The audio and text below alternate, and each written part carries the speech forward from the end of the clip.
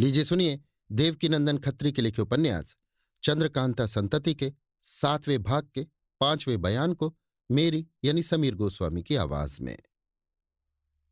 पाठकों को याद होगा कि भूतनाथ को नागर ने एक पेड़ के साथ बांध रखा है। यद्यपि भूतनाथ ने अपनी चालाकी और तिलिस्मी खंजर की मदद से नागर को बेहोश कर दिया, मगर देर तक उसके चिल्लाने पर भी वहां कोई उसका मददगार न पहुंचा और नागर फिर से होश में आकर उठ बैठी। नागर: अब मुझे मालूम हुआ कि तेरे पास भी एक अद्भुत वस्तु है।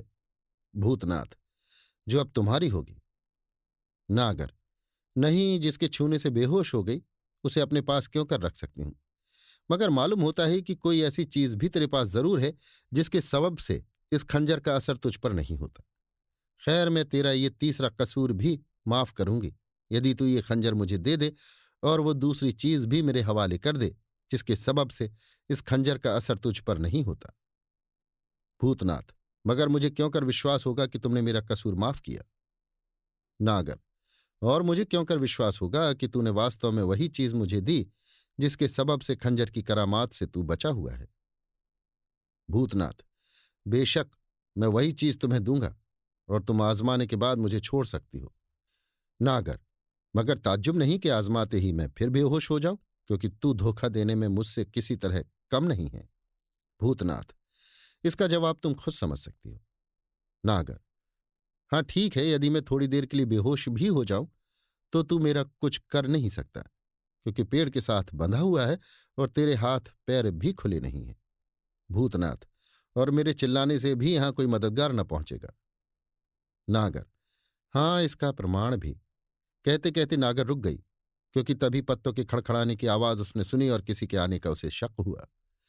नागर ने पीछे घूम कर देखा तो कमलिनी पर नजर पड़ी, जो नागर के दिए घोड़े पर सवार इसी तरफ आ रही थी।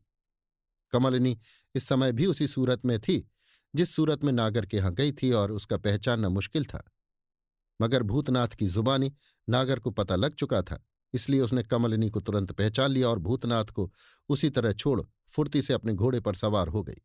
कमलिनी भी पास पहुंची और नागर की तरफ देखकर बोली, तुझे तो विश्वास हो गया होगा कि मैं मिर्जापुर चली गई। नागर: बेशक तुमने मुझे धोखा दिया। खैर, अब मेरे हाथ से बचकर कहाँ जा सकती हो। यद्यपि तुम माया रानी की बहन हो और इस सबब से मुझे तुम्हारा अदब करना चाहिए, मगर तुम्हारी बुराइयों पर ध्यान देकर माया रानी ने हुक्म दे रखा है कि जो कोई तुम्हारा सिर काट कर उनके पास ले जाएगा वो मुंह मांगा इनाम पाएगा। अस्तु, अब मैं तुम्हें किसी तरह छोड़ नहीं सकती।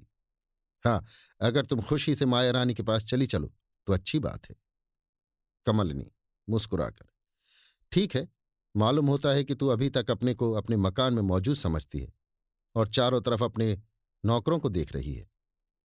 नागर कुछ शर्मा कर: मैं खूब जानती हूं कि इस मैदान में मैं अकेली हूं, लेकिन ये भी देख रही हूं कि तुम्हारे साथ भी कोई दूसरा नहीं है। अगर तुम अपने को हरबा चलाने और ताकत में मुझसे बढ़कर समझती हो तो ये तुम्हारी भूल है, और इसका फैसला हाथ मिलाने से ही हो सकता है।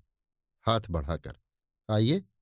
कमलिनी हंसकर: वाह, तू समझती है कि मुझे उस अंगूठी की खबर नहीं जो तेरे इस बड़े हुए हाथ में मैं देख रही हूं। अच्छा ले, ये कहकर कमलिनी ने दिखा दिया कि उसमें कितनी तेजी और फुर्ती है। घोड़ा आगे बढ़ाया और तिलिस्मी खंजर निकालकर इतनी तेजी के साथ नागर के हाथ पर रख दिया कि वो अपना हाथ हटा भी न सकी और खंजर की तासीर से बदहवास होकर जमीन पर गिर पड़ी। कमलिनी ने घोड़े से उतरकर भूतनाथ को कैद से छुट्टी दी और कहा, वाह, तुम इतने बड़े चालाक होकर भी इसके फंदे में आ गए। भूतनाथ: मैं इसके फंदे में ना आता यदि उस अंगूठी का गुण जानता जिसकी उंगली में चमक रही है। वास्तव में यह अनमोल वस्तु है और कठिन समय पर काम दे सकती है।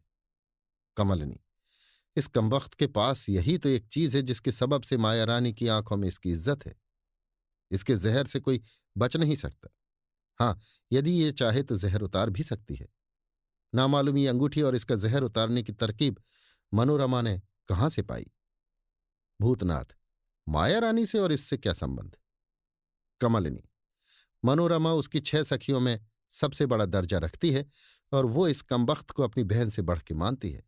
ये अंगूठी भी मनोरमा ही की है। भूतनाथ: तो माया रानी ने ये अंगूठी क्यों न ले ली, उसके तो बड़े काम की चीज थी। कमलिनी: उसको भी मनोरमा ने ऐसी ही अंगूठी बना दी है और जहर उतारने की दवा भी तैयार कर दी है, मगर इसके बनाने की तरकीब नहीं बताती। भूतनाथ: खैर, अभी अंगूठी आप ले लीजिए। कमलिनी: यद्यपि ये मेरे काम की चीज नहीं है, बल्कि इसको अपने पास रखने में मैं पाप समझती हूं, तथापि जब तक माया रानी से खटपट चली जाती है तब तक ये अंगूठी अपने पास जरूर रखूंगी। तिलिस्मी खंजर की तरफ इशारा करके: इसके सामने ये अंगूठी कोई चीज नहीं है। भूतनाथ: बेशक बेशक, जिसके पास ये खंजर है उसे दुनिया में किसी चीज की परवाह नहीं, और वो अपने दुश्मन से, चाहे वो कैसा जबरदस्त क्यों ना हो, कभी नहीं डर सकता। आपने मुझ पर बड़ी ही कृपा की जो ऐसा खंजर थोड़े दिन के लिए मुझे दिया। आह, वो दिन भी कैसा होगा जिस दिन ये खंजर हमेशा अपने पास रखने की आज्ञा आप मुझे देंगी। कमलिनी मुस्कुराकर: खैर, वो दिन आज ही समझ लो। मैं हमेशा के लिए ये खंजर तुम्हें देती हूं, मगर नानक के लिए ऐसा करने की सिफारिश मत करना। भूतनाथ ने खुश होकर कमलिनी को सलाम किया। कमलिनी ने नागर की उंगली से जहरीली अंगूठी उतार ली और उसके बटुए में से खोजकर उस दवा की शीशी भी निकाल ली जो उस अंगूठी के भयानक जहर को बात की बात में दूर कर सकती थी। इसके बाद कमलिनी ने भूतनाथ से कहा, नागर को हमारे अद्भुत मकान में ले जाकर तारा के सुपुर्द करो और फिर मुझसे आकर मिलो। मैं फिर वहीं, अर्थात मनोरमा के मकान पर जाती हूं। अपने कागजात भी उसके बटुए में से निकाल लो और इसी समय उन्हें जलाकर सदैव के लिए निश्चिंत हो जाओ। अभी आप सुन रहे थे देवकीनंदन खत्री के लिखे उपन्यास चंद्रकांता संतति के 7वें भाग के 5वें बयान को मेरी यानी समीर गोस्वामी की आवाज में।